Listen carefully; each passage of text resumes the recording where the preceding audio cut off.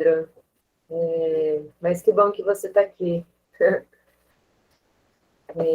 Bom, a gente finalizou alguns capítulos, né? Da outra vez, a gente conseguiu avançar na leitura de 3 capítulos no encontro anterior, que foi autonomia, caminhadas e passos, caminhar para a soberania hídrica e caminhar para a soberania alimentar. Então, hoje a gente fala sobre mais algumas soberanias. Provavelmente a gente vai conseguir passar por mais outros 3 capítulos. Bom, a gente começa então hoje com o caminhar para o trabalho e a renda. Alguém quer começar a leitura? Eu vou aproximar um pouquinho para...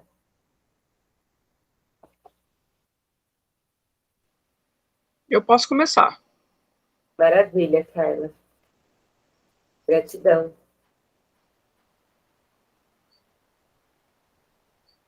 Pode ser? Sistema econômico que queremos, é isso? Posso começar? Todo mundo pronto? O sistema econômico que queremos superar ainda existe. A boa tradição da reflexão econômica diz que a nova forma de produzir e viver nasce da velha quando esta ainda pulsa. Ou seja, o que estamos propondo aqui não deve esperar o fim do capitalismo para ser iniciado. Comecemos desde já nossa jornada de luta contra o capitalismo.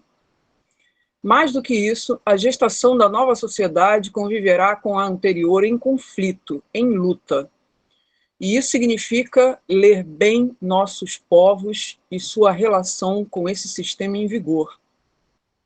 Por isso, não podemos virar as costas para o trabalho e a geração de renda em nossas comunidades, dentro de nossas famílias e, sobretudo, para a nossa juventude, eternamente assediada pelo consumismo do capital. Sem gerar renda, não teremos recursos para financiar nossas lutas, mas também as famílias que buscam renda. Não, faltou uma frasezinha lá. Buscam renda, vão migrar para outros espaços produtivos, ainda que não possuam soberania alimentar, pela ilusão do consumo. Nós gostaríamos que as consciências racial, classista e de gênero fossem comuns e corriqueiras em nossos povos. Contudo, há uma maquinaria poderosa do capital, do racismo e do machismo constantemente alimentando e forjando nossas paisagens mentais. Assim, o processo de formação política se dará no curso da construção social dos nossos territórios em luta. Ter renda, portanto, para além das demandas concretas da vida contemporânea, é também uma das formas de manter a militância dentro do território. A geração de renda por meio do trabalho deve permitir ao território adquirir insumos tecnológicos e produtivos, sobretudo os estratégicos, que nós ainda não temos condições de produzir.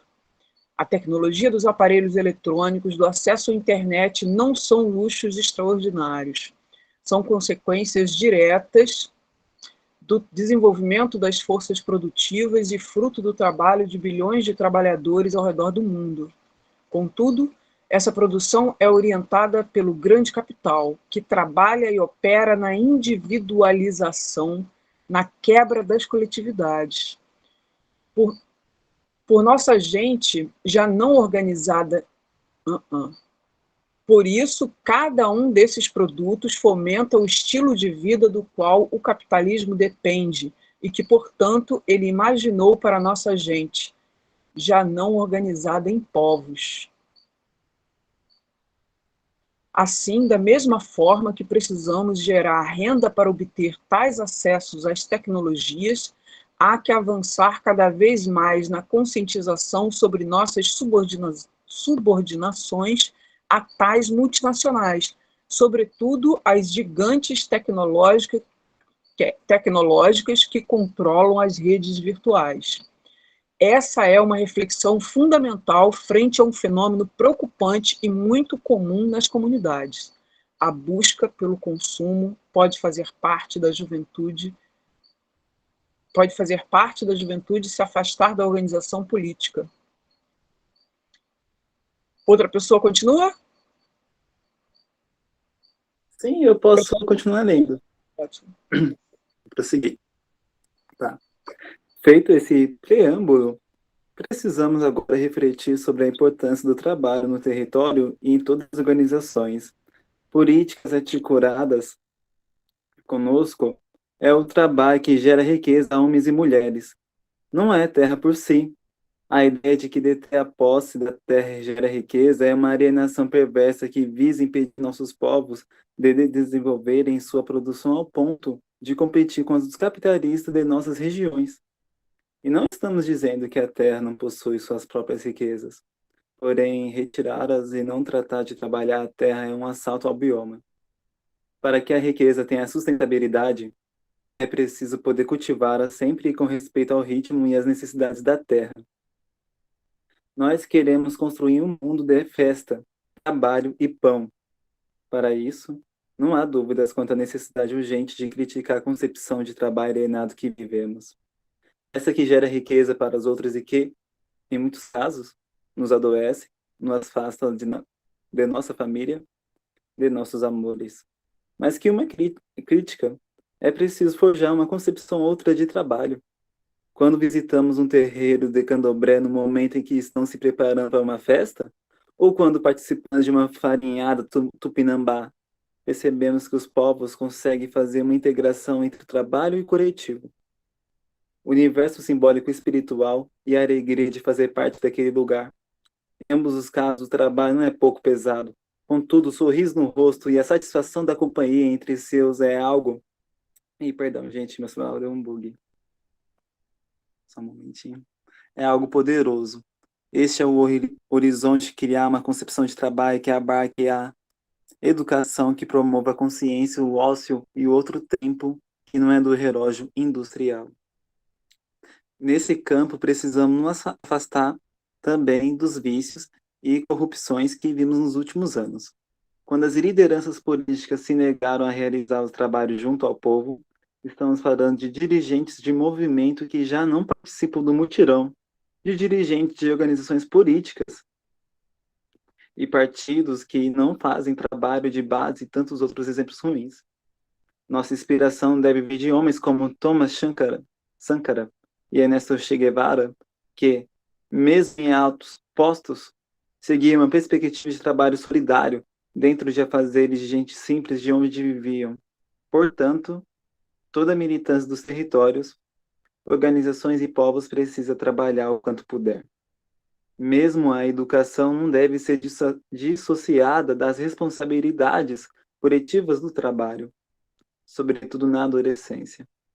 Se falamos que todos precisam trabalhar para gerar renda, não estamos impondo de que todos gerem renda por meio da terra.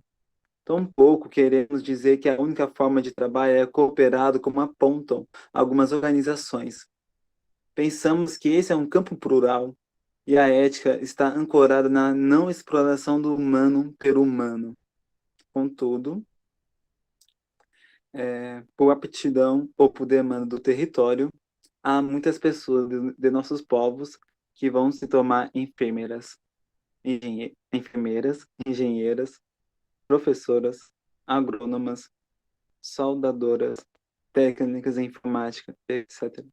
Todos os conhecimentos que possamos adquirir fora do território, por meio da escolarização ou do trabalho, serão úteis na sociedade que estamos construindo.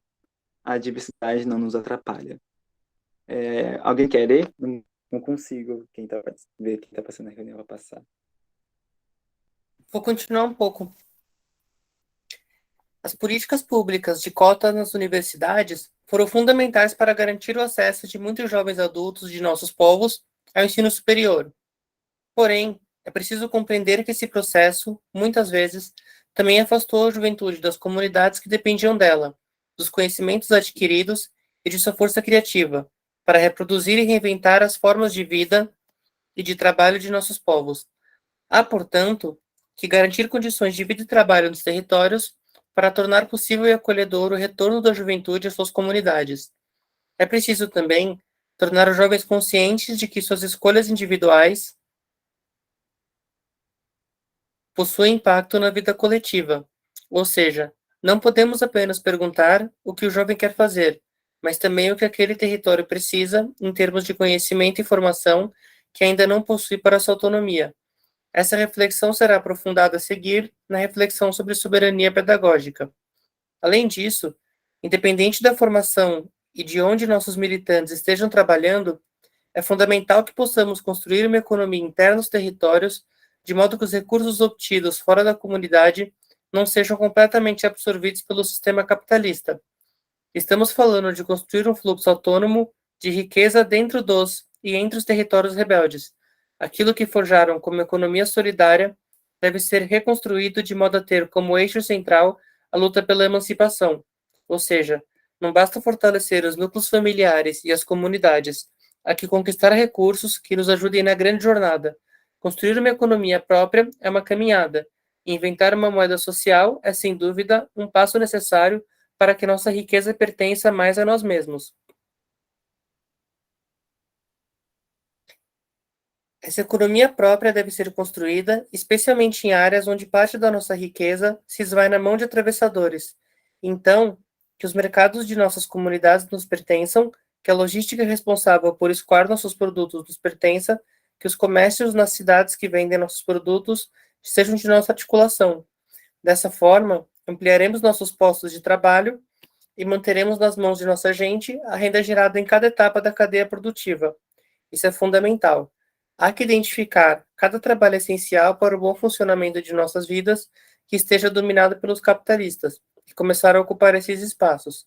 Do fácil para o difícil, do simples para o complexo, devemos iniciar por aquelas áreas que dominamos dentro de nossa experiência de produção e ir passando para as que envolvem maior complexidade tecnológica ou econômica. Alguém quer seguir em frente? Posso seguir. Tudo isso só é possível se desenvolvermos estratégias muito bem informadas sobre as atividades produtivas de nossos territórios. Se trabalhamos com pesca artesanal, precisamos estudar o beneficiamento do pescado e como acessar diretamente os melhores mercados. Se a comunidade está numa região que produz café, há que vencer os galpões de compra de frutos e estudar o beneficiamento para que tenhamos nosso café rebelde para ser vendido nas cidades e trocado com as demais comunidades. Estamos falando, portanto, que não devemos nos acostumar a sermos produtores de matérias-primas e deixar a maior parte do lucro para aqueles que as beneficiam. É isso que nos tem condenado o capitalismo. A letra está ficando pequena. Pode descer um pouco, Vi?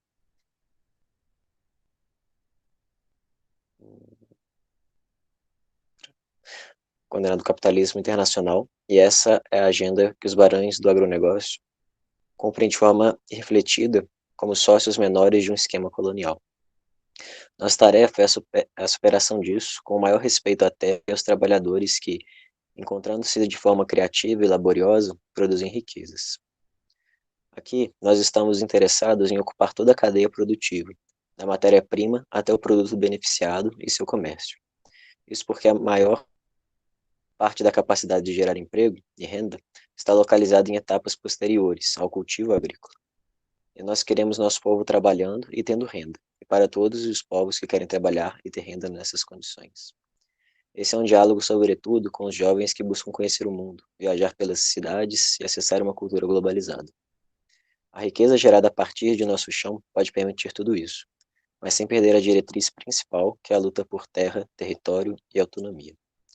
Há que buscar no mundo meios para a superação das mazelas que o capitalismo, o patriarcado e o racismo nos têm impostos. Mas é apenas nos territórios e comunidades que essas novas condições e modos de vida irão se realizar. Por isso, começamos esse processo com o nosso chocolate rebelde e acreditamos que precisamos avançar em outros produtos para construir e demonstrar o avanço na nossa capacidade de produção. O chocolate orgânico Terra Vista, delicioso inclusive, É mais do que um produto. É um cartão de visitas porque apresenta nossa concepção de mundo e de luta aos olhos do mundo. Em nossos territórios, além de muitos alimentos diversos, nós já produzimos livros, Reage ou Será Morta, instrumentos de percussão e peças de vestuário africanos, Casa do Boneco de Itacaré. Produtos de higiene e cosméticos naturais, tanara artesanal, alquimias Dani, frutos da terra, produtos da medicina tradicional, Paiaiá e Tupinambá, biojoias indígenas e tantos outros bens que podem expressar nossos ideais de mundo, nossa capacidade econômica e principalmente nossa disposição de criar um mundo novo desde já. Apesar de nossa economia interna ser muito avançada para o estágio atual de superexploração de nossos povos, ela ainda é insuficiente para a construção da autonomia que desejamos. Contudo, em todos os exemplos citados aqui, há confluências, a participação da juventude e a certeza de que são produtos que contribuem na luta pelo território. Bom. Passos para o trabalho e para a geração de renda. Construção de uma moeda própria para a circulação de riquezas internamente e ou entre comunidades. Criação de uma rede de serviços para atender às demandas que os territórios possuem e acabam extraindo muita riqueza nossa para o sistema capitalista. Ampliar nossa participação na cadeia produtiva, dominando o beneficiamento, a logística e comercialização. Abrir lojas nas cidades para a venda dos produtos do território e vender produtos beneficiados pela internet, a fim de alcançar maiores públicos e levar nossa concepção de mundo e regiões distantes de nossos territórios.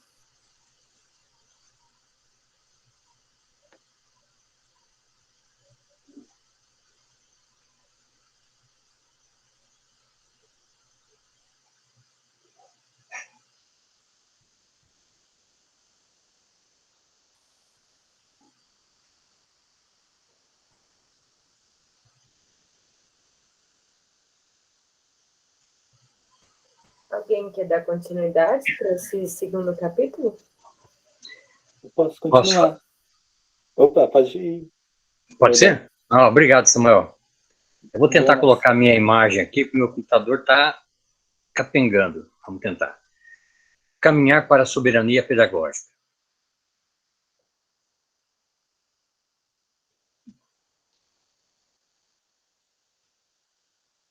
Obrigado.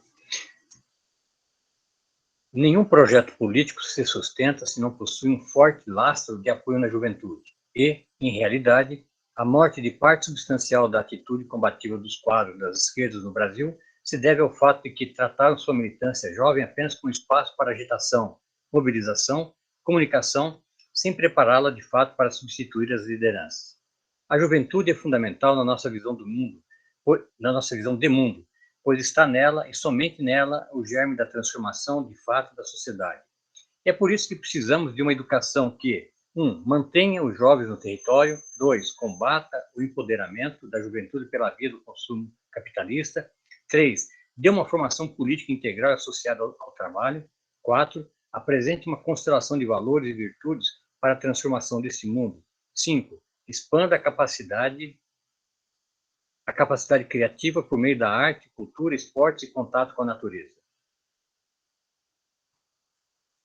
A situação concreta em muitos territórios rurais é de esvaziamento da presença do jovem que busca ganhar o mundo, conhecer outros lugares, estudar fora, etc.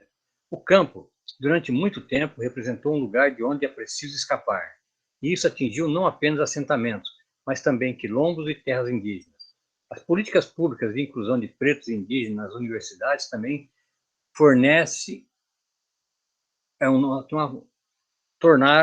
se tornaram mais atrativa essa saída do território. O conflito real é que muitas dessas saídas são para sempre, ou seja, jovens dos povos se especializam na universidade e já não creem que possuem lugar naquela comunidade em que viviam. Ali não tem emprego para mim, dizem.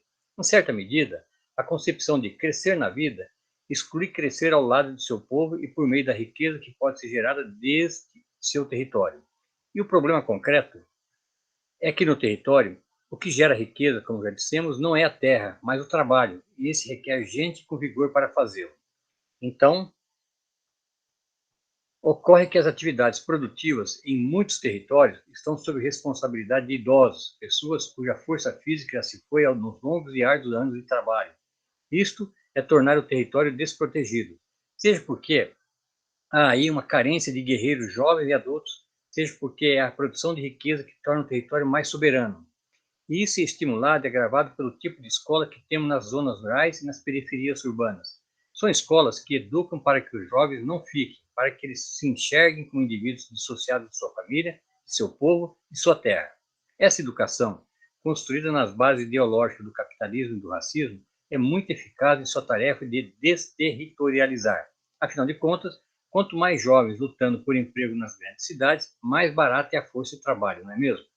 Quanto menos pessoas vivendo num quilombo, assentamento ou terra indígena, melhor para o assédio dos grandes empreendimentos dos latifundiários ou não. O saber tradicional africano nos tem algo a ensinar a esse respeito. Informa os companheiros Bantu que a vida é um círculo cortado pela linha da calunga, que divide vida e morte.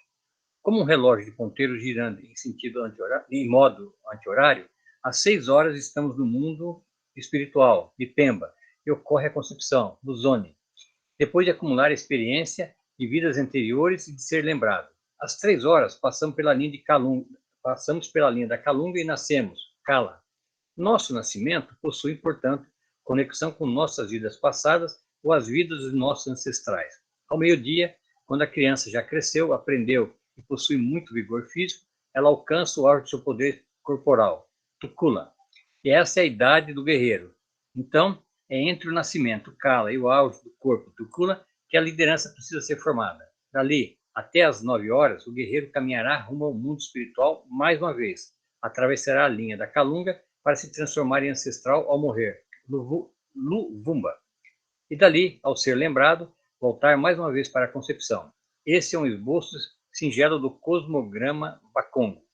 O que queremos destacar aqui é que nossas esquerdas e nossos lutadores erraram ao manter na liderança pessoas já sem vigor físico.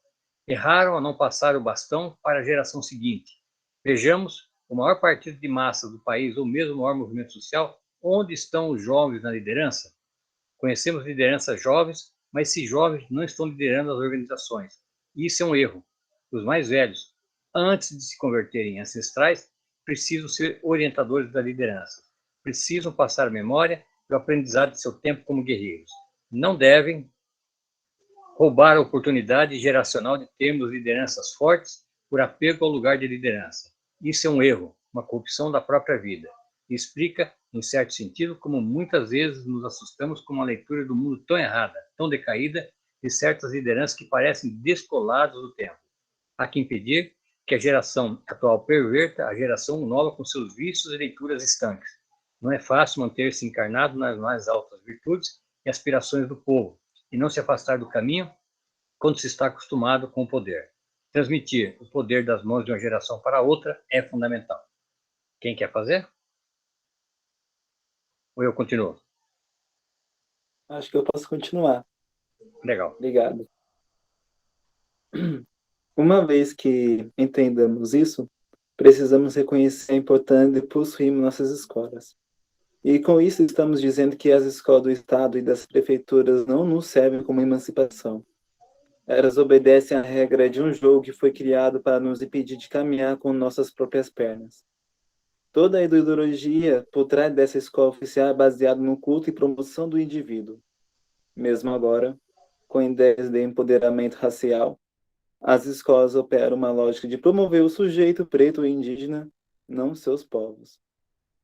A nossa escola, por outro lado, tem a primázia do coletivo sobre o individual.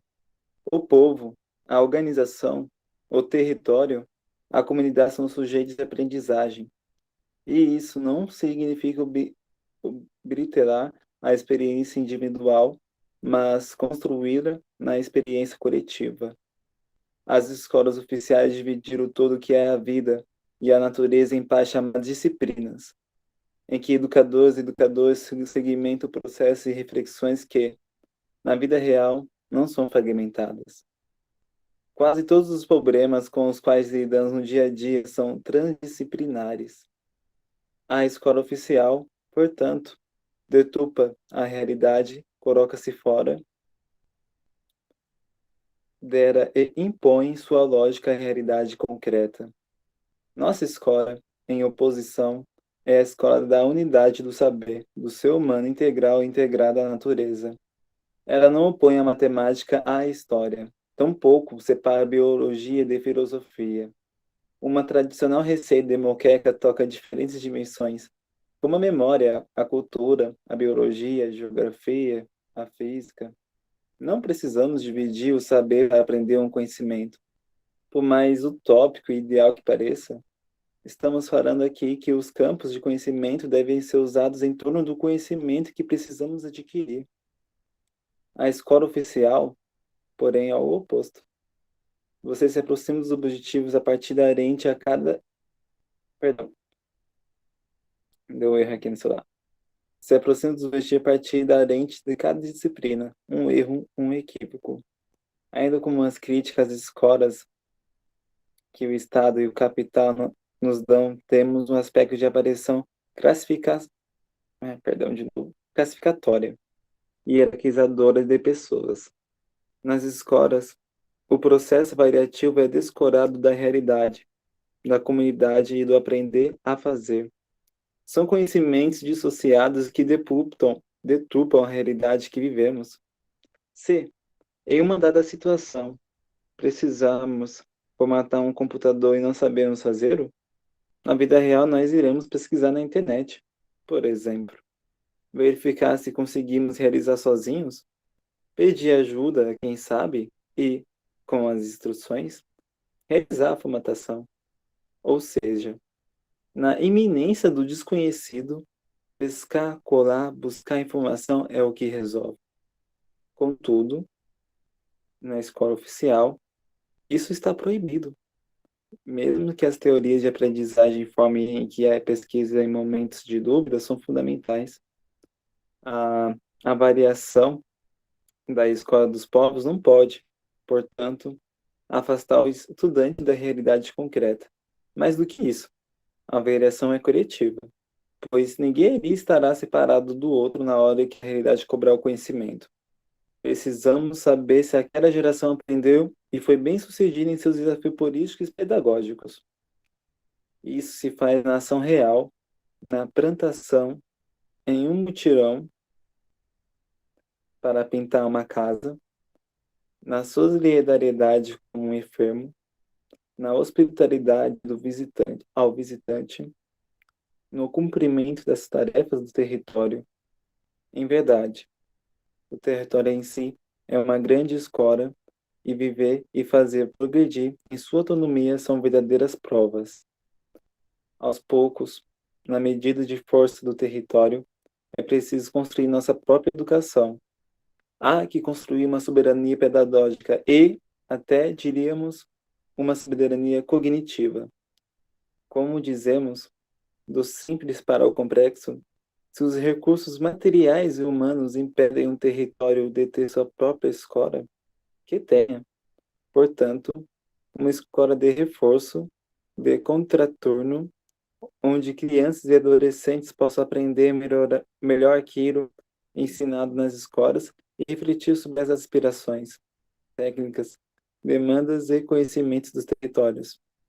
Se mais à frente há condições de ter apenas a escola para substituir uma parte da educação básica, que façamos, até o dia em que teremos nossas universidades com independência. Alguém quer prosseguir aí?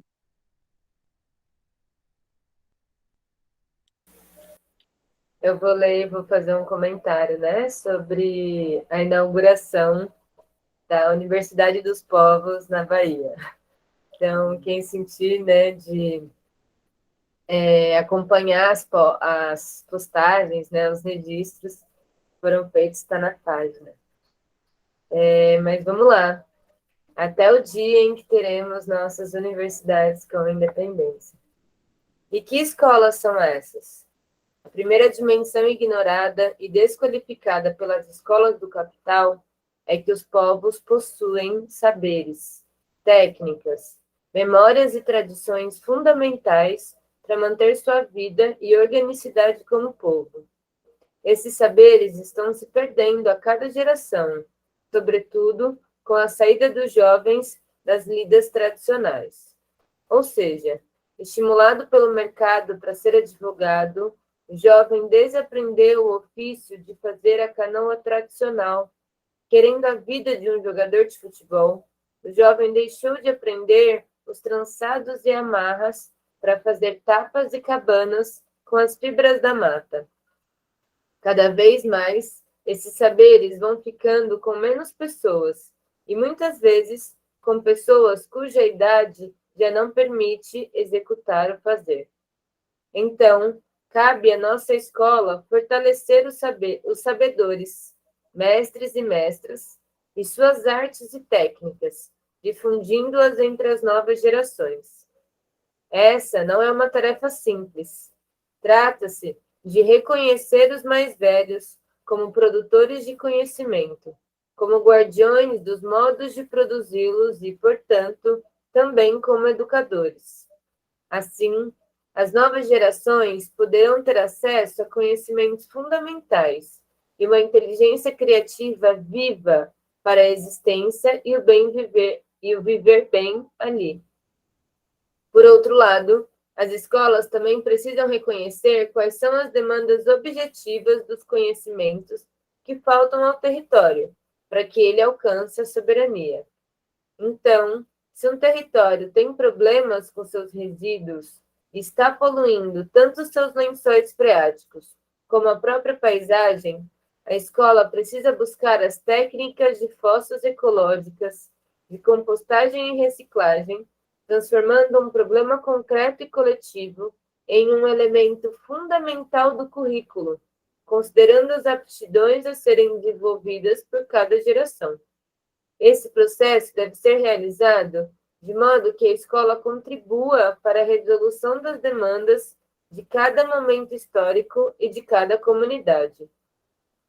Portanto, se em outro território há uma dificuldade com a questão digital, os saberes associados à informática precisam fazer parte do cotidiano da comunidade por meio da ação da escola, até sanar essa situação. Ou seja, a escola precisa buscar o conhecimento que nos dê mais autonomia frente ao capital. E isso vai da plantação à segurança da informação, da consciência racial e de gênero até a autodefesa. Se alguém quiser continuar.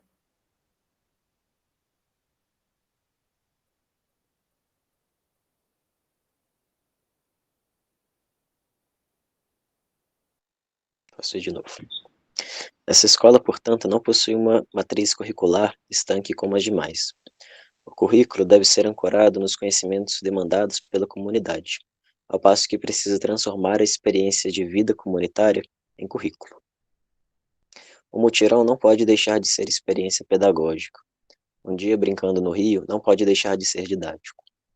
Quando os mais velhos são reconhecidos como educadores, o processo de aprender, fazendo, se concretiza. Assim, uma horta, um sistema agroflorestal, a construção de um muro, a confecção de uma panela de barro, enfim, cada um desses eventos vai literalmente construindo o alicerce do aprender fazendo da transdisciplinaridade, a ponto de as disciplinas escolares nem mesmo chegarem a se apresentar enquanto caixas separadas. Além dos mestres de saberes tradicionais, é necessário que essa escola também dialogue com os conhecimentos da ciência dita moderna e conte, para isso, com professores formados dentro da matriz escolar. Essa juventude precisa do conhecimento acadêmico, pois ele constitui um passaporte para o mundo, caso a comunidade ache importante formar aquele jovem como um engenheiro, analista de TI, enfermeiro, etc. Contudo, uma parte considerável dos educadores precisa ser a própria gente da comunidade em seu fazer. Cabe aos educadores e às educadoras licenciadas aprender a fazer os trânsitos necessários entre o conhecimento tradicional e o currículo escolar tradicional. Outra tarefa fundamental dessa escola é promover intercâmbios de conhecimento entre os povos, para possibilitar a melhoria das condições de vida em um novo território. Se um território possui uma técnica de plantio de arroz que está desvalorizada, seja porque há pouca gente interessada nesse cultivo, seja porque não há condições para realizá-lo, mas há outro território que possui interesse e condições, cabe à escola intercambiar esse saber. Isso é fundamental para as tecnologias sociais, como a captação de água de chuva, fogões a lenha, técnicas de bioconstrução, para citar alguns exemplos. Os mestres devem receber convites para caminhar de uma escola a outra entre os territórios da teia dos povos, transmitindo seus conhecimentos e aperfeiçoando suas técnicas com outros mestres. É papel da escola fazer essa articulação entre os conhecimentos. Alguém quer ler? Eu posso ler. Você continua. Beleza. Por fim, é fundamental entender que essa escola precisa encantar as crianças e os jovens em relação a seu território e seu povo. Não se trata apenas de trabalhar a autoestima, mas de ter o conhecimento das mazelas do mundo e de eles saberem que estarão mais protegidos no território que constituem ali e na Grande Aliança. Apenas por meio da experiência partilhada de acolhimento, alegria e exemplo, é possível construir valores e princípios tais como a unidade da natureza, do povo, do território e da luta. Desse modo, nossas crianças e jovens podem perceber-se como parte de algo maior, sentindo-se completas a ponto de não acreditarem na besteira de ter que ser algo quando crescerem. Desde crianças, elas já são parte fundamental de um grande projeto de emancipação humana e da Terra. Nossas escolas e nossos projetos de escolas são associados ao território em que estão. Por isso, levam nomes que dignificam seu povo e sua terra. Escola do Arco, da Flecha e do Maracá. Escola do Terreiro e do Tambor. Escola da Floresta, do Cacau e do Chocolate. Escola das Águas. Cada escola precisa ser o espelho de seu território e refletir o espírito de luta fundamental ali. Os nomes podem mudar, variar de um lugar para o outro. O que queremos dizer é que, na experiência da Mata Atlântica do sul da Bahia, a escola da Floresta, do Cacau e do Chocolate pode ocorrer em 1, 2, 6, 8 assentamentos que trabalhem com o cacau cabruca. Isso não importa. Estamos dizendo apenas que, uma vez que interpretamos aquela sociedade das matas e da produção,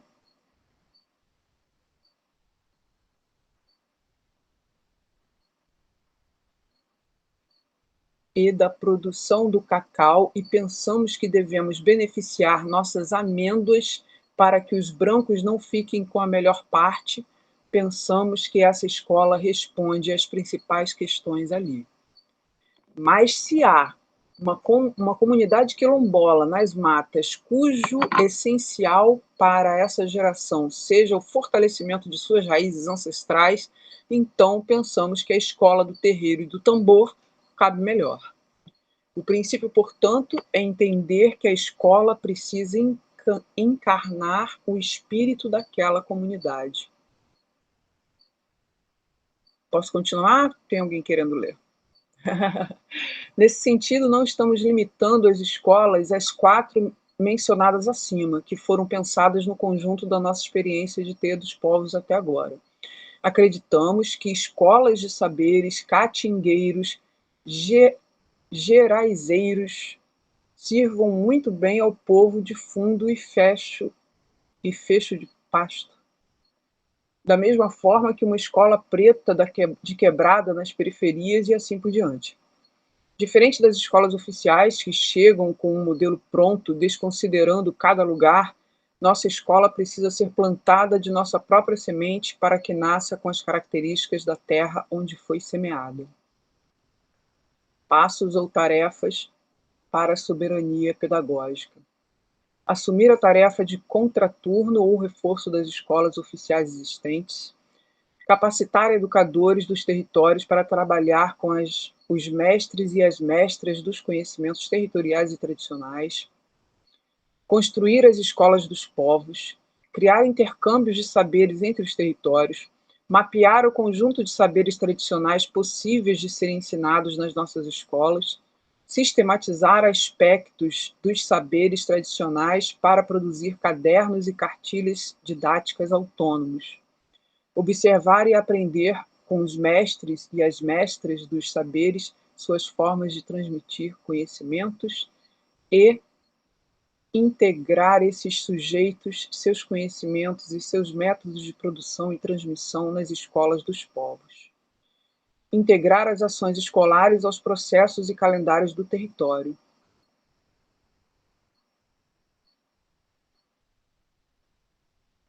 Pessoal, Muito legal isso. gratidão. Grato a ele. São 8h52 e a gente, né, conseguiu desenrolar 2 capítulos. E o próximo seria Caminhar para a Soberania Hídrica. Ele tem 3 páginas, se eu não me engano. Ele é bem curtinho. Vocês acham que vale a pena lê-lo ou a gente encerra aqui e vai para a discussão? Esse é energética, não? Isso mesmo. Ué, às vezes rola.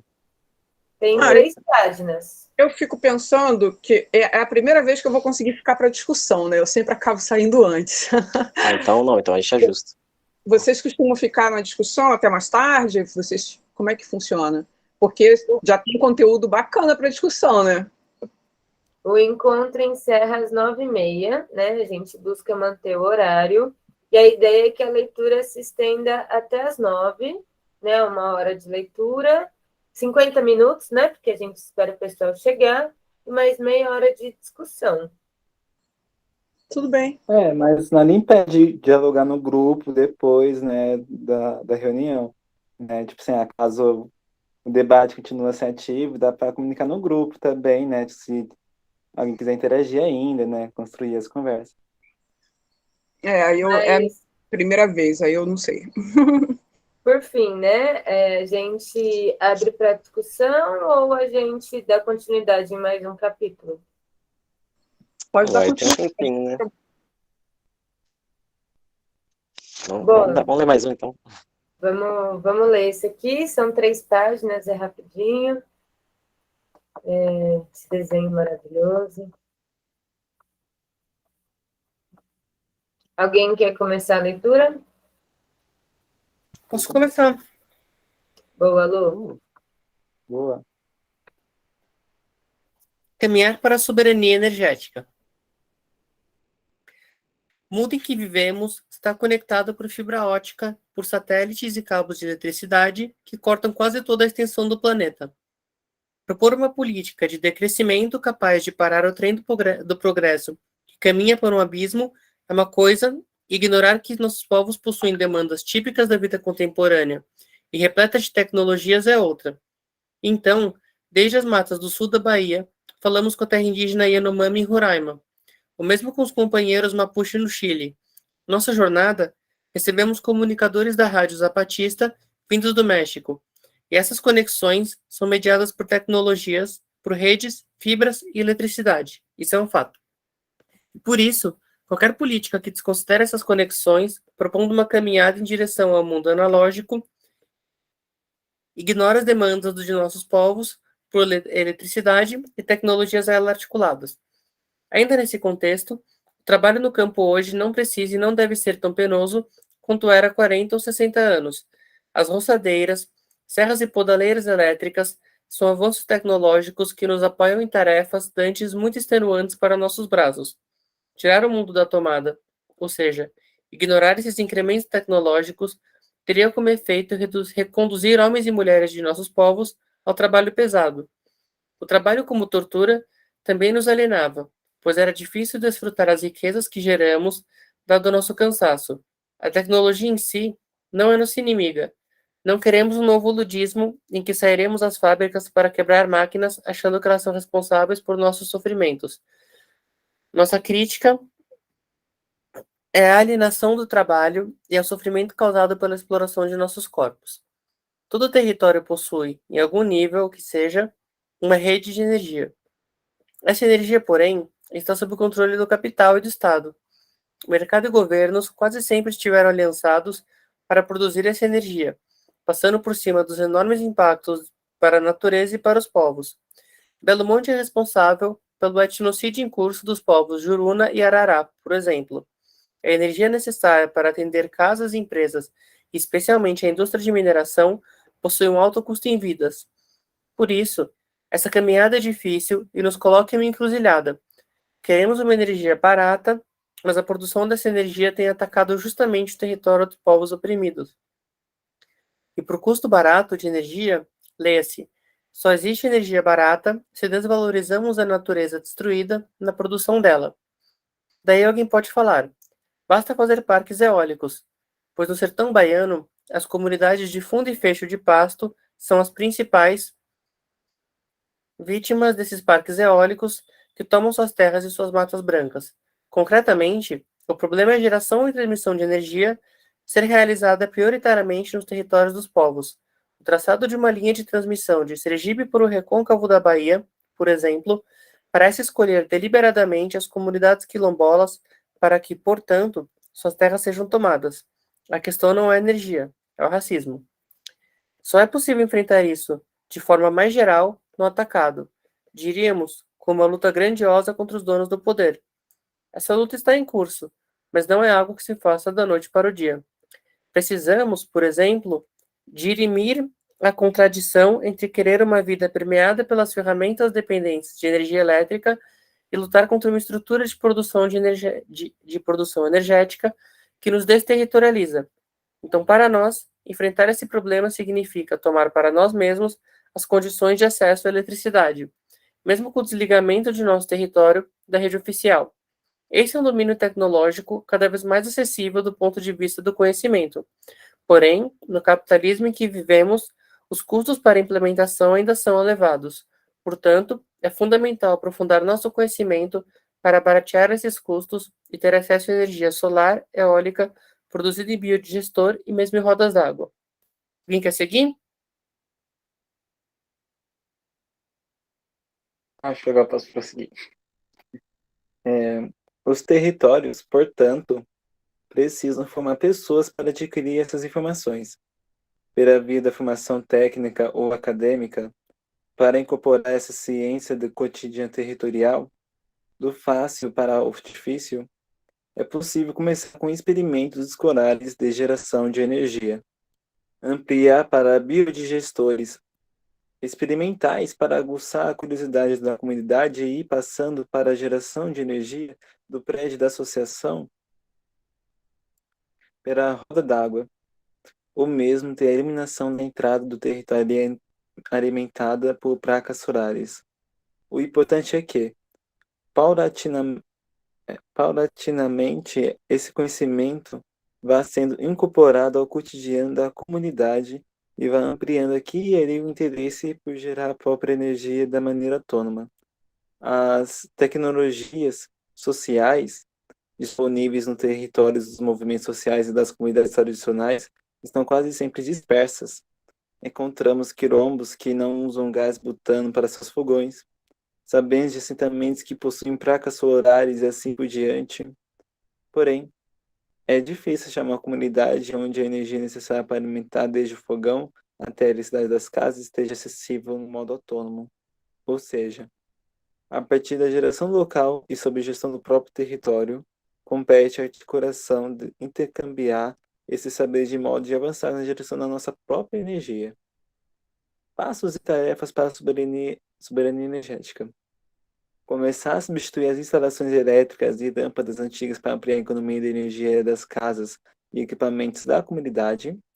Construir biodigestores na comunidade. Encaminhar jovens para estudar a área de energias renováveis. Estudar a viabilidade de produção de energia eólica e plantar painéis solares.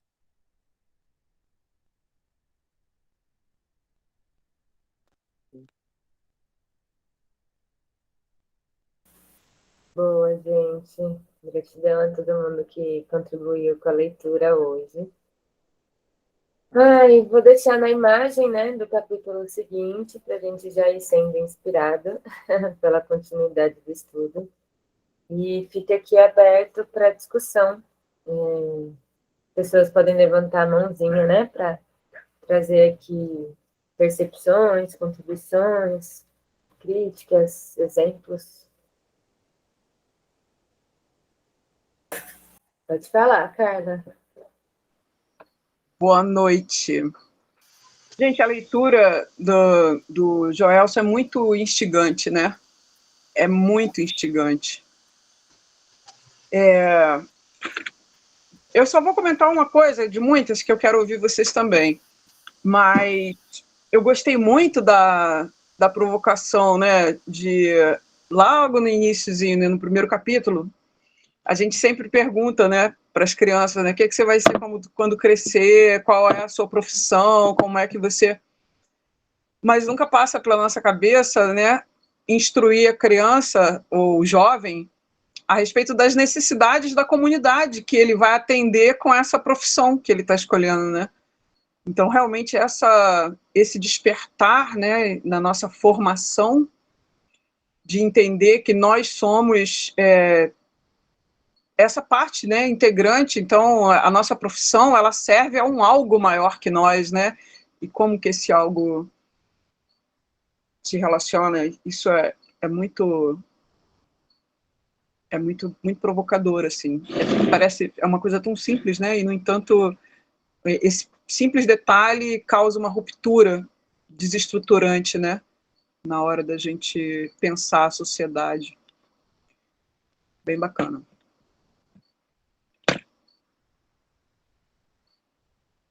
Gratidão, Carla. Samu? Samu, seu microfone está fechado. Ah, achei que tinha destravado. Não, gente.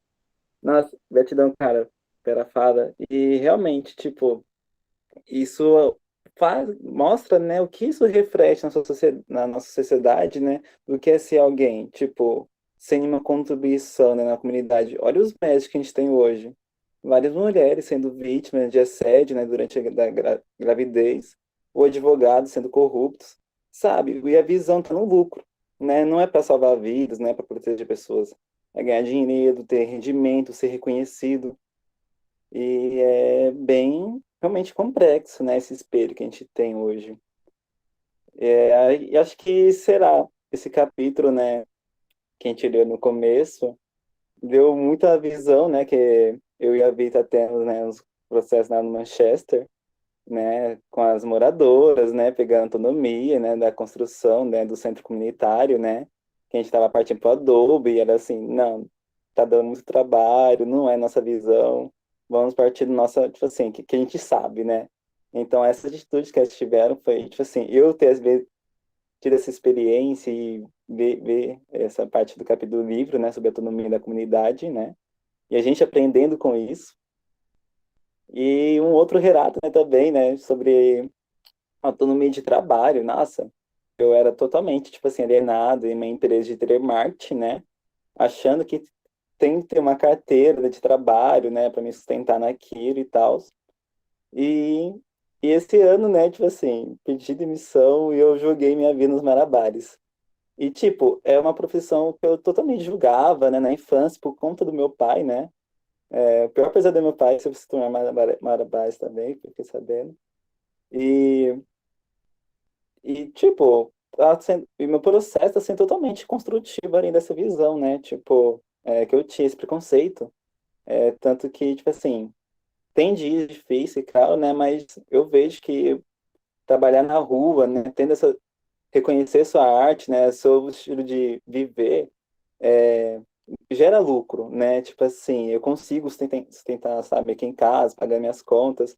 Eu recebo outras coisas em troca, além de dinheiro. Tipo, às vezes as pessoas me dão comida, me dão elogios, que é, tipo, uma coisa bem importante. E algo que eu não recebia, sabe, no meu trabalho, no telemarketing, sabe? É totalmente desvalorizado. Pô, 3 anos de empresa, os caras só sabiam gritar constantemente, tá ligado? E não, na rua é outra vivência, algo que, tipo assim, a gente cria preconceito, né? A pessoa, sabe, não está contribuindo. Pô, estou contribuindo sim, né? Ao público e tal. E estou me organizando, né? Também jogar esse lucro, né? Para os projetos que atuo também. Mas, é isso que queria ressaltar, né? Nessas vivências aí que o livro aborda.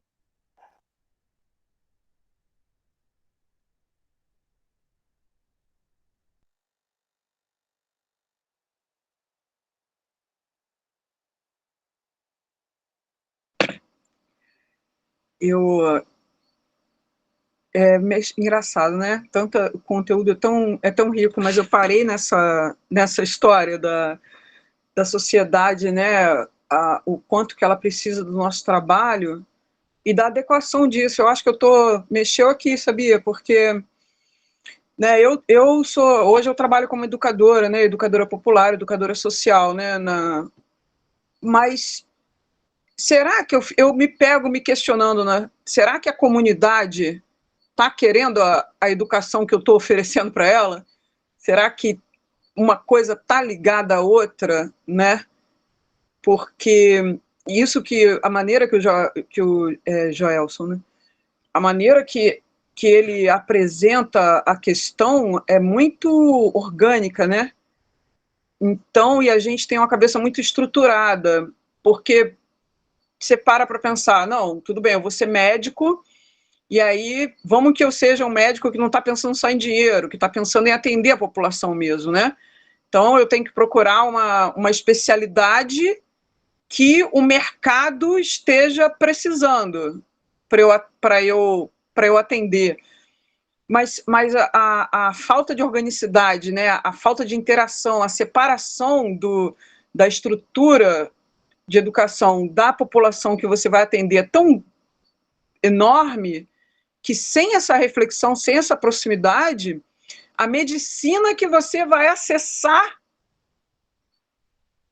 não vai ter correspondência com o paciente que você vai atender, né?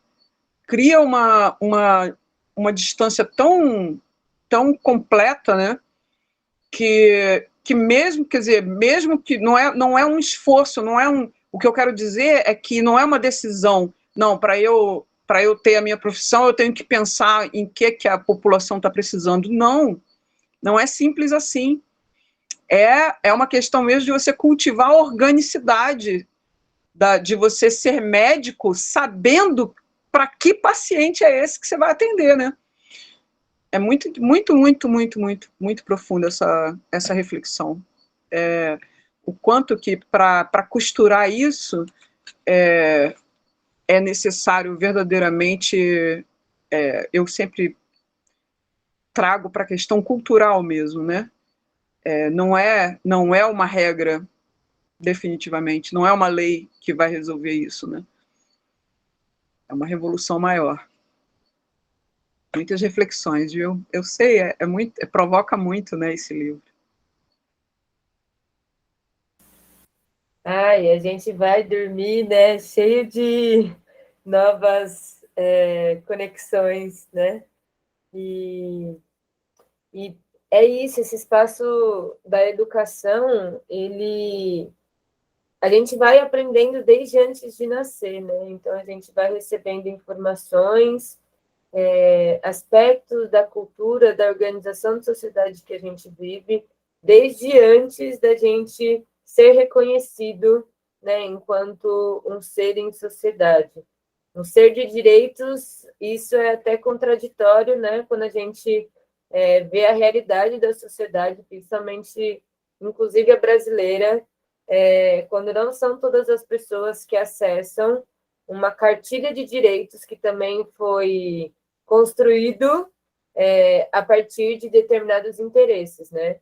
Então, você vê a luta por direitos para povos e comunidades e culturas marginalizadas precisando acessar essas instituições educativas que são segmentárias, que são que funcionam a partir de determinados privilégios, né, concessões ali. Então, para as pessoas conseguirem acessar esse lugar, elas precisam também atravessar diversas barreiras, diversas resistências. para conseguir estar ali. E algo, né, eu me formei em psicologia e hoje trabalho com alimentação também. Então, para mim, uma das feridas que eu encontrei, né, na minha formação é esse processo da fragmentação dos conhecimentos, das áreas do conhecimento, né, das abordagens. Então, como a gente empobrece a própria resposta que a gente dá enquanto profissional, mas também enquanto construção de cultura, quando a gente segmenta tanto essas áreas do conhecimento, e aí o Joelson traz enquanto as disciplinas nas escolas. Então, desde pequenininho, a gente vai sendo acostumado com essa separação, né, com essa fragmentação, e isso reflete a nossa própria concepção de existência, né? Quando a gente separa corpo, mente, emoção, espiritualidade, como isso vai cindindo a nossa conexão mesmo com as fontes naturais de vida, né? Que quando você pensa na água, no fogo, o impacto e a presença disso para as culturas tradicionais é algo que alimenta todas as nossas partes, né? Emocional, mental, físico, espiritual. Então, e aí é muito massa poder ter essa leitura, né? Podendo fazer conexão com o que está acontecendo na realidade concreta, com a construção das escolas, né, em assentamentos, com as conquistas da escola bilíngue e os desafios das escolas indígenas, tendo também que se restringir as suas práticas de acordo com um currículo, né, que vem de cima para baixo. Mas também a própria construção da Universidade dos Povos, né, na Bahia, e que é uma estreia de conquista, né, de medidas reconstrutivas para a nossa noção de educação e de educação formal, né? Então, eu consegui visualizar isso como um passo para que outros territórios, outras pessoas possam instigar a formação de outras universidades, de outras escolas, e também compreender que o conhecimento ele está no cotidiano, né? Está na rua, está nas relações, não está só nesse espaço reservado para o conhecimento, né? Que é uma importação dessa visão, dessa lógica europeia, eurocêntrica de universidade, de escola. Os educadores, as curandeiras e curandeiros aqui desse território foram perseguidos, né? Conhecimentos que foram criminalizados a ponto da gente poder segmentar até a nossa própria compreensão de mundo. Gente, maravilhoso. Que bom estar aqui. Pode seguir, Carla.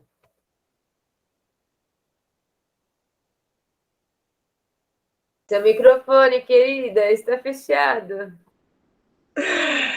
Pois é, eu sou bem avessa, né, às escolas, né, eu já até por uma experiência pessoal bem hostil, né. Agora, eu fico com essa leitura, eu fico inquieta, não só com essa leitura, né, com a aproximação da TEIA e, enfim, toda essa aproximação da organização das comunidades tradicionais, né, aqui em Paraty, onde eu estou, é bem forte, né, o movimento do Fórum das Comunidades Tradicionais aqui. Eu fico muito inquieta, porque, sem dúvida alguma, a proteção dos territórios tradicionais, né, e da cultura tradicional, a valorização, a proteção, né, é necessário, urgente, inquestionável. Mas eu não sou de comunidade tradicional, certo? Não sou e não tenho essa... Não vejo esse caminho de volta, né, de resgatar, né, uma coisa é eu resgatar minha origem ancestral, né, a história dos meus antepassados, e outra coisa, não vejo esse lugar. E aí, quando eu olho, por exemplo, um texto dele, que ele questiona, né, como que a gente vai proteger nossos territórios da utilização da exploração energética, por exemplo, né, da geração energética, se a gente continua, né, se a gente depende também dessa energia, se a gente também quer ter acesso a essa tecnologia, a essa energia, como que a gente resolve essa questão, né? Porque nesse ponto eu entendo que não só eu, né, não vejo como eu voltar a ser comunidade tradicional, né, a ter a minha origem resgatada, como quem está também vivendo a comunidade tradicional também não se vê na situação de negar, né, e de viver alheio à produção, né, cultural que se coloca colonizadora, né? Como que a gente consegue, eu ainda não consigo, nesses estudos, visualizar um caminho de ação convergente, né? Onde o nosso fazer, ele ao mesmo tempo consiga fortalecer a lógica tradicional e ao mesmo tempo oferecer, né, para essa cultura, digamos assim, essa cultura tóxica, né, um caminho de ser, né, porque a gente é muito fácil, é ótimo, né, a gente gritar queima a Babilônia, caia, eles que se matem e tal, tá, mas a gente depende, né, é isso que o Joelson coloca, né, tá, tudo bem, amanhã eles colapsam total, acaba tudo, e aí, como é que a gente vai, né, botar nosso maquinário para funcionar se a gente não vai ter, né, a energia produzida por eles, né? Então, quando ele vem com esse raciocínio e depois, na hora dele pontuar lá as maneiras de sair disso, ele volta para a lógica de massa, né, de produção eólia, enfim, produção de energia de massa, né? Ele continua com a energia, quando ele conclui o capítulo e vai pontuando ali o que fazer, né, estratégias, né, do que se pode fazer, ele volta, tá, biodigestoras, ok, isso é muito legal, biodigestora, mas como que a gente consegue, né, enquanto comunidade tradicional, vamos colocar assim, oferecer, né, um caminho para nós que não somos. A gente está no meio do caminho, né, Joyce? Eu olho para você e vejo você também assim, meio como eu, né, na mesma cultura que eu, talvez, posso estar falando besteira. Como é que a gente, né, consegue. Porque eu chego numa comunidade tradicional para ajudar a eles se fortalecerem, mas eu também quero deixar de ser eu. Eu também não quero mais ser a que chega sendo a que veio de fora, né? Para ajudá-los né, a preservar o mundo deles, porque o meu já não existe mais, o meu já está destruído, o meu já era, perdeu, sabe? Eu ainda não encontro. É desafio, é trabalho para fazer. E aí, Carla. E aí, pessoal. Eu penso que a resposta, assim, para isso é que ele dá nos capítulos anteriores também. Eu acho que esses três, eles se comunicam muito bem, assim, eles se conectam de uma forma muito interessante, todos eles, na verdade. Mas esse processo de trazer, né, de precisar da autonomia energética, mas ainda não conseguir produzir o território e depender do externo, eu acho que passa, assim, por um momento de, né, de existir dentro do sistemão, né, parasitar ele e trazer de volta para o contexto da comunidade, onde se quer criar um processo de soberania, autonomia, mas de forma positiva, né, com a terra, que não seja degradando. E isso, acho que isso se passa assim, fazendo aqueles processos, né, da soberania pedagógica, instruindo as pessoas, né, sobre a necessidade disso, o processo de autonomia financeira, não lembro exatamente o nome do capítulo, mas desenvolver também as formas de captar recursos e dessa forma desenvolvendo, né, os caminhos para ter a tecnologia, para ter a energia e a energia humana também, né, que ele fala muito bem no capítulo soberania pedagógica, que é a fuga das pessoas, né, dos territórios também. Isso é uma coisa muito significativa, das pessoas que vão até os centros, né, universitários ou nas cidades para buscar conhecimento, mas não fazem o retorno, né. Acho que esse processo é importante, a Vitória também colocou isso muito bem. Acho que é um monte de coisa, e paralelo a isso é o processo de revoluções em outros espaços, né, são várias revoluções que têm que acontecer juntas, né, vários caminhares juntos, né, as coisas, a coisa vai ruir uma hora mesmo, e as pessoas vão ter que tomar esses meios de produção mesmo, né, os energéticos, e então transferir eles, associar com processos que já estão em harmonia, né, que são mais sólidos, tem uma base, que são os processos alinhados à Terra. E aí acho que esses vão se tornar elos, talvez, e, enfim, as coisas vão confluindo. Com muito caos pelo caminho, mas muita boniteza também.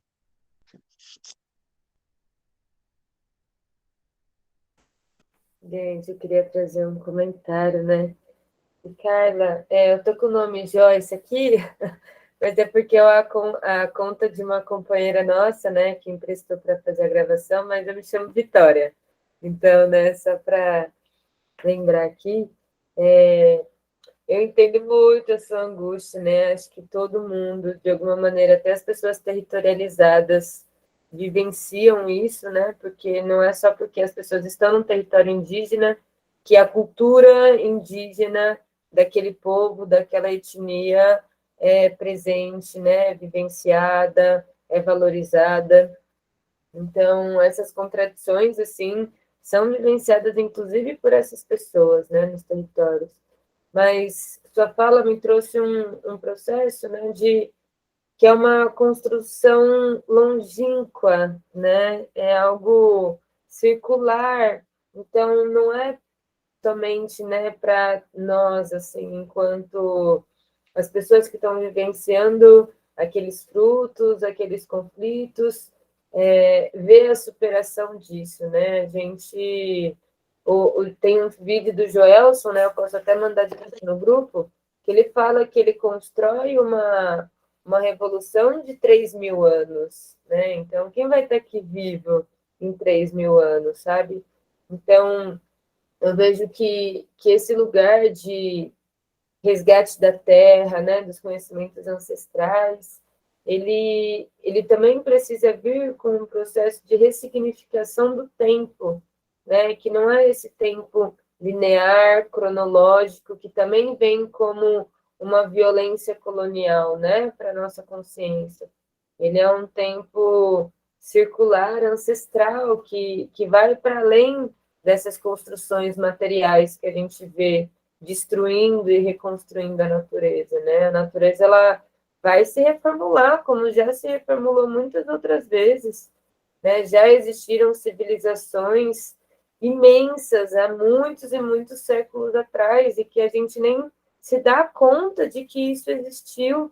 As fontes de energia, né? Existiam outras formas de se produzir, de se captar e reproduzir energia, que não só essas citadas, né, que é o que a nossa compreensão de cultura, de modernidade mais coloca, mas essas civilizações antigas tinham outras tecnologias muito mais avançadas, né, de produzir energia, de produzir comunicação em larga distância, né, que também precisa da nossa atenção. E aí, quando ele fala sobre fontes de energia, até o Gustavo salientou, né, essa energia da pessoa, do corpo, como os alimentos são essa fonte de energia interna, né? De energia psíquica, emocional, e até esse impulso espiritual da gente poder olhar para essa ancestralidade, que vem com dor, que vem com esvaziamento, que vem com silenciamento, né? Muita coisa a gente não acessa, mas de forma consciente, né? Em memória, nome, data e tudo mais. Mas o que é acessar essa ancestralidade dentro desses silenciamentos, né? A ponto da gente poder sentir, reconhecer que é como se fosse um cabo de energia, né, que nos leva a continuar produzindo ancestralidade, mesmo sem descendentes, né? Mas enquanto algo da terra, contínuo. E aí é um processo intenso de desapego dessa compreensão unitária, né, da vida e pontual do tempo. Então, é uma jornada grandiosa. E que bom que a gente pode encontrar parceiros e parceiras, né, para estar vivenciando esse caos coletivamente. A cabeça explode mesmo, a gente deixa de ser quem a gente é, deixa né, se perceber dentro de como a gente se construiu enquanto identidade para estar se permitindo essa reconstrução, né? E é isso, são conhecimentos, são experiências como essa que nos fazem visualizar que existem outras formas de se viver e que não necessariamente é a que a gente vai viver na prática, né? Mas enquanto possibilidade também.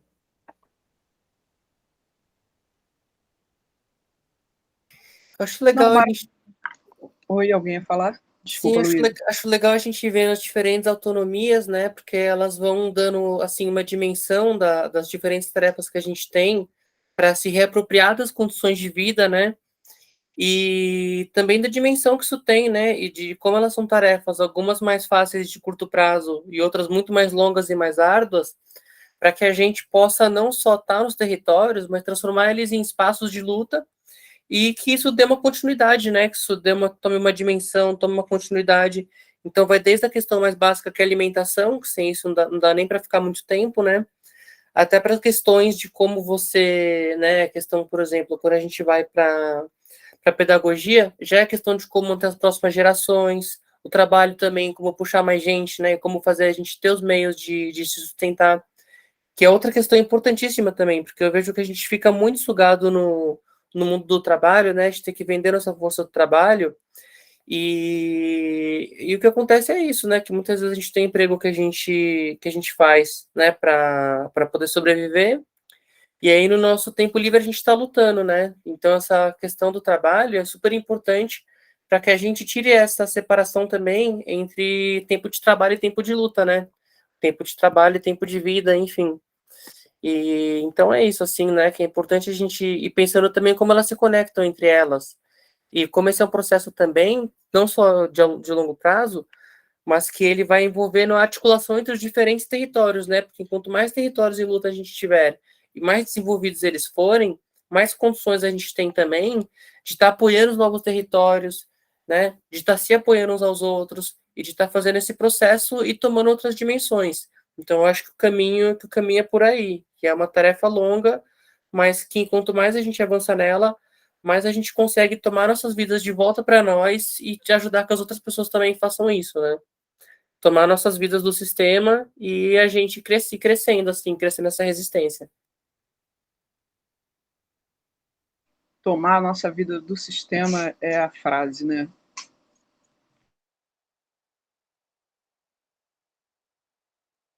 Então, porque é isso, no final o sistema ele rouba a nossa vida, né? Ele suga nosso tempo, ele suga a nossa vida e faz com que a gente esteja sempre correndo atrás de alimentar ele, né? Com o nosso trabalho, com o que a gente compra, a gente está sempre alimentando isso. Então a gente tem que mesmo roubar nossas vidas e tá gastando nosso tempo fazendo crescer outra coisa, em oposição ao sistema, e que as nossas vidas cresçam, que os territórios cresçam, né? Que as matas cresçam também, os animais, enfim. Acho que é por aí que a gente tem que fazer. Colocar nossa energia para sabotar o inimigo e construir nossos aliados, né? E uma coisa que eu vejo muito é como, né, que a gente, dentro desse sistema de educação, dentro desse sistema, né, dos vínculos todos que são colocados, a gente se vê na situação de lutar para ser escravizado por aquele emprego, por aquela carreira, por aquele casamento, dos sonhos do sistema para você. O sistema sonhou isso para você, né? Que é isso que a Luísa fala, né? O sistema tomou a nossa vida, né? Dizendo para a gente que a gente tem que estudar, que a gente tem que ter um emprego, que a gente tem que, e aí a gente se vê se matando porque a gente quer estar nesse sistema, né? E aí o Samuel, por exemplo, já descobriu que pode ser malabares, né, na rua, e não morreu, pelo contrário, né? Encontrou a felicidade nisso. Mas até para a gente olhar para isso, a gente precisa tomar de volta do sistema a nossa vida, né? Como a Luísa falou. Primeiro a gente tem que tomar de volta a nossa vida para depois a gente descobrir que a gente pode ser malabares, né? Senão a gente não vai descobrir nunca, não vai nem saber. E ainda vai passar pelo malabares e ficar com pena, né? Coitado, ele não consegue um emprego como o meu. Na verdade, é o justo oposto disso tudo, né? É isso. Aí entra na questão também de desconstruir imaginário, né? Que é essa questão que você falou dos sonhos, né? Porque, e isso é uma coisa que pesa também nos jovens, né? Que o Gerson fala, que muitos jovens vão sair do território, e às vezes não é só por questão, assim, de que não tem nada para fazer no território, mas também de correr atrás, né? De correr atrás da vida que o sistema tem a oferecer, correr atrás da mercadoria, correr atrás do que, né? Tipo, do que chama atenção.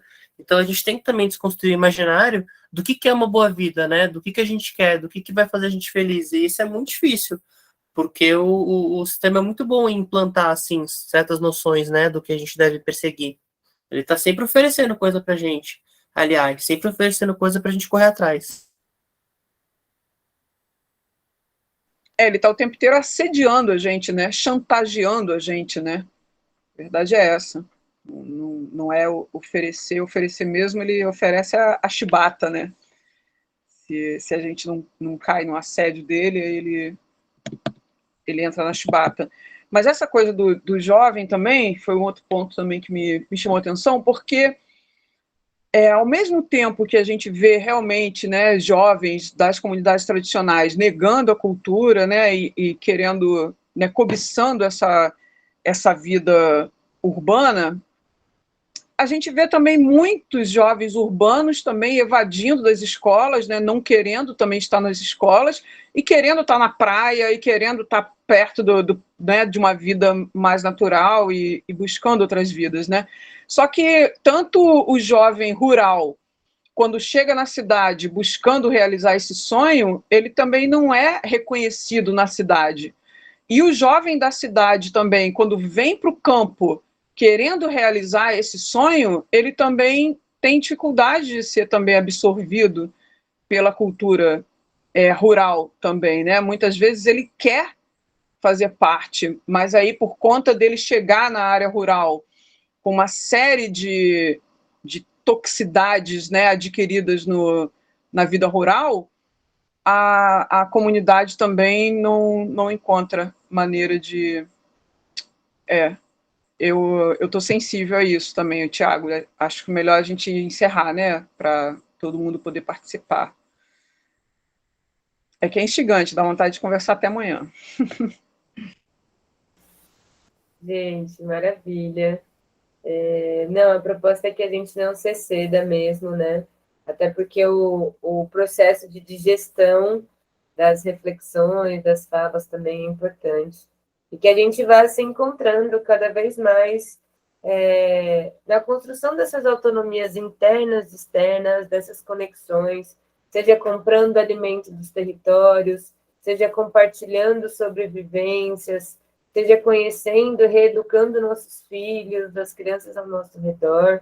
A construção de autonomia se dá em vários campos, de vários níveis e profundidades, mas se não houver a partilha, né, dessas conquistas e dos desafios também, a gente se restringe, né, ao próprio universo. E a ideia aqui é de estar falando de uma diversidade da terra, da história, dos povos. Então, que tudo isso seja inspiração para nós, né?